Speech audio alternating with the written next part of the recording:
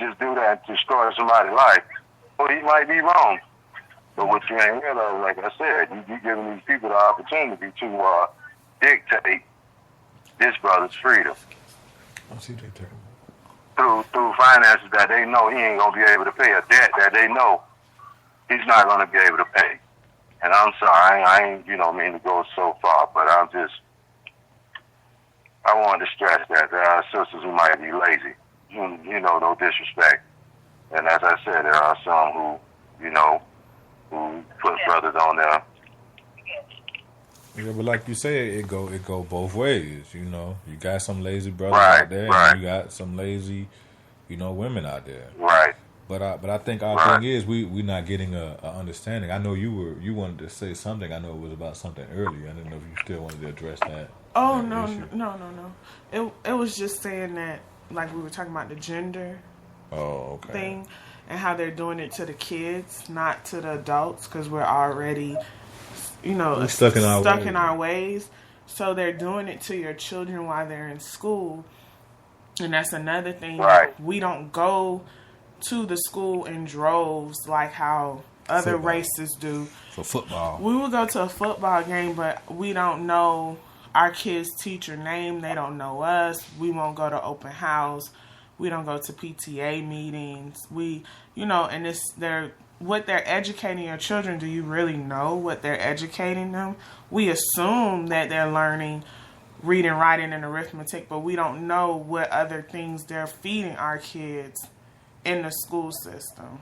That was it. Yeah, that was it. Well, I mean, this, like I say, this topic, it addresses a lot of. It's an open thing. You can go into a lot of different things about what's going on for us in our communities as a whole. Because again, we think a lot of times we're thinking that our success comes from playing sports, and I'm not knocking the people who are, anybody who's playing sports that's an athlete. But what I'm saying is, I think we've gotten to the point where we believe that that's the top, like the pinnacle. Right? Like if I make it to the NFL or the NBA or the major leagues, I've done it.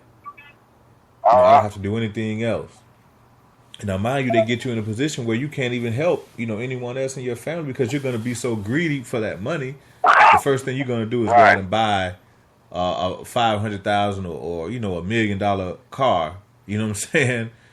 Then you're going to go and spend the money on a house with 10, 15 rooms in it, and you're not even going to allow nobody in your family to come live in the house. But you have 15 rooms in there. But that goes back to what he was saying about the whole child support thing. Like, a lot of these young black men who are part of these associations and NFL and NBA, they're raised by their mothers. They don't really know the dynamic of their mom and dad relationship and what happened.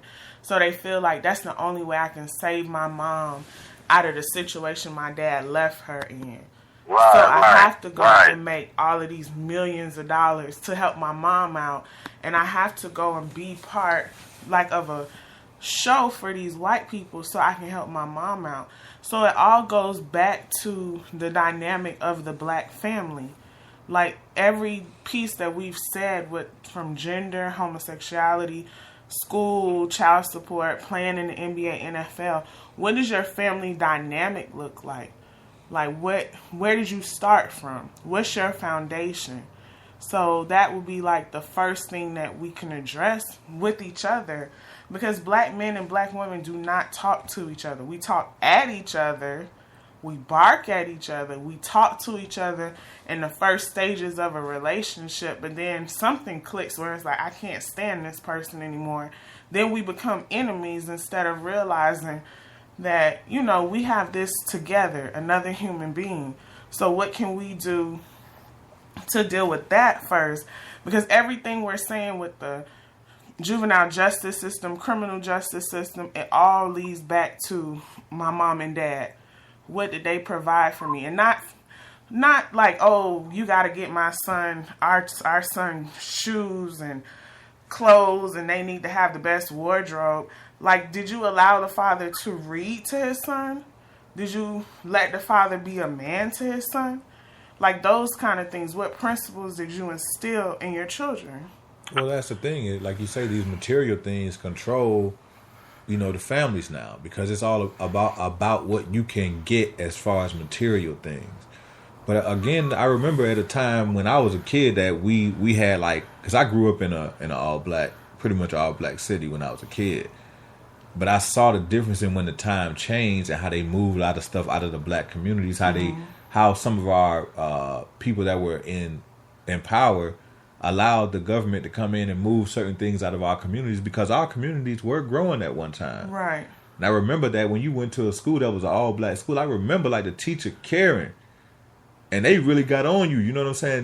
Then after they dealt with you, they called your parents, and your parents knew what was going on because everybody knew each other. Right. So we had that separation from them. When we tried to force ourselves into a situation of being equal to them, in a sense of we want to be able to go to the same schools and drink from the same fountain and do this and that and the other, which didn't really even matter, because we were, at that point in time, we were thriving anyway. We had black communities, right. We had black schools, all black, black owned schools, black, they were funded by the government, but we had a structure, a foundation. But once we tried to get along with them and be a part of, we forced ourselves into that situation. Mm-hmm. We didn't, we did that to ourselves. Well, our leaders did that to us. They helped us to jump into a situation where we were not wanted. And today it shows. We jumped into that fire, and we still paying for it now. So, and because we're trying to be so much like people who don't even like us, we're removing ourselves from who we are to be like them, and they trying to be like us. That's true. You know what I'm saying? They're the music, the way we walk, the way we talk, they're doing that. Look at the television now. They calling themselves niggas and this and that, and stuff. I'm not saying that we niggas, but I'm just saying, look what they're doing. Hello? They're using the word, and they saying the different things that we would say to each other. How we would shake each other's hands. The respect that we showed each other at one point in time, we're not doing that anymore, because now we're trying to be rude. Hello? Yes, sir. Yes, sir. One moment. But yeah, we're trying to be rude like them. So we walking around. You don't have the children making all kind of noise, though. Hold on. No, that's okay. Y'all go ahead. I can hear you. Hello. Okay, I don't know if their phone went out. Okay. Hello? Yes, sir. I was trying to see if y'all went out or not. Hello? Okay, is it my phone? You there? Hello? Hello? Yeah, you there? My brother. Yes, sir. Okay. Hello? Yes, y'all hold on one second. You there?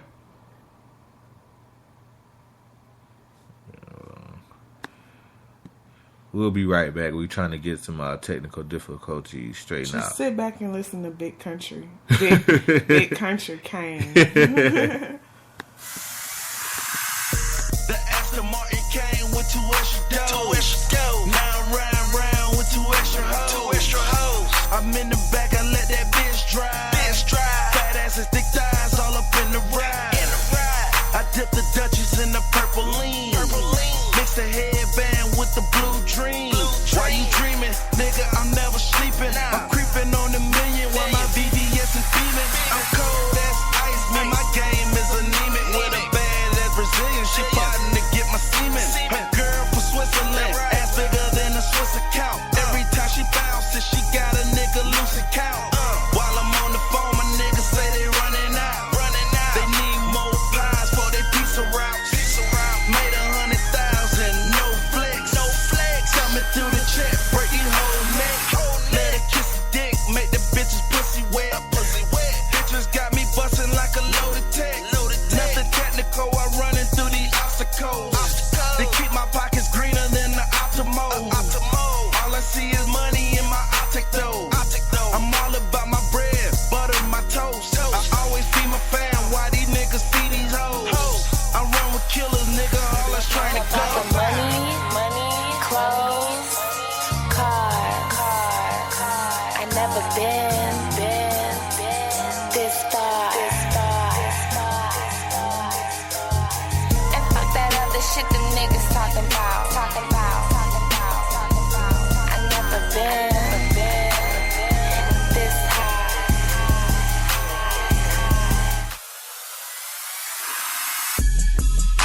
I took them where they never been. Bitches better learn who they fucking with.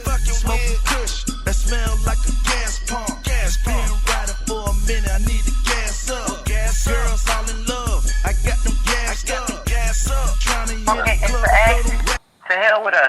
And that's how God look at it. Because if we not willing to stand up and do nothing for ourselves, we not willing to stand as a unified front and stand up and say, you know what, enough is enough. This is my brother, this is my sister. We gonna help do each other do this and help each other do what we gotta do. We not willing to do that because we can sit here and talk about the situation all day. We can rap till ain't no more rapping. But until we decide to put that rapping into action, ain't nothing gonna happen. And that's just as real as it's gonna get. Yeah, and I just like I Our finally problem like as a people is black. Our problem as black people, we blame everybody but ourselves. We want to talk about it, but we don't want to be about it. We don't want to do nothing about it. We want to sit here, and then the ones who do want to do something about it, everybody look at us. They want to throw stones. But tell me, when was the last time you decided to do something? The ones who throwing stones, tell me when the last time you got your ass up and did something for the community? When the last time you got your behind off your behind instead of sitting here on the TV worrying about all this foolishness, what they feeding you on bull crap? When the last time you decided, you know what, I'm going to try to do something that's going to be positive, not only for my community, damn the community, you ain't even got that far yet. Worry about doing something positive for yourself and for your children. Example out there where you could say, okay, well, at least if anything happened to me, my children know what's going on and they have at least the prerequisite knowledge to at least start taking steps to do something out in the community. Whether I did anything or not, at least my kids know better. At least they know that they're expected to do better. At least they know that they should take all the information that I'm feeding them, that I'm giving them, and do something with it. Because as long as you feed it to them and don't tell them, because you could give somebody a recipe, right? A recipe to, let's say, bake a cake. You could tell them all the ingredients, everything they need, whip this with that, this with that. But if you never tell them, preheat the oven to 375 degrees and put the cake in the oven after you've mixed it, what's the purpose of the recipe? Don't worry, I'll wait. Separation is the best and only solution. That's the main thing. We can sit here, all these people doing this, they doing this, they doing that, they doing that. You live here. You don't want to put your money together and worry about buying one of these states, and then you make your own laws and at least buying a state, at least a few city blocks that you could call your own. That you could say, you know what, this is what we own. These are the $5 million that we put together, and we own half of Miami. Not even half, because $5 million ain't even going to get you a third of Miami. But let's say, it ain't. But I'm saying, at least, you know, a city like, you know, a small city. Okay, take a little small cities like Plant City, Dover, you know, them little cities like that that's sitting in Central Florida that's a gold mine. Ain't nobody there. Ain't nobody going in there. Right. You right, damn graveyard wasteland. Why don't you think about, okay, nobody lives here. And the people who do live here, who have houses here, who own land here, don't even be here 98% of the time. They just got this for when they want to come party and have orgies and all kind of other crap. That's another story. But anyway, you know what? Check this out. Let's buy this city block, let's buy this over here, and start pooling our resources as a community. Right. You know what? This person here, they know how to farm. So let's teach our children. Let's take our children out of the public school system, and instead of putting them, where you learn math and this and that, you can teach them the basics. There's people in Brazil right now to this day that didn't even get out of the 4th grade, but they feed everybody in the damn country of Brazil. They the most paid people in that country. Why? Because they took farming and they started feeding the people. They said, we don't need to know all that extra stuff that you learn in the school system. All we need to know is how to count money. Right.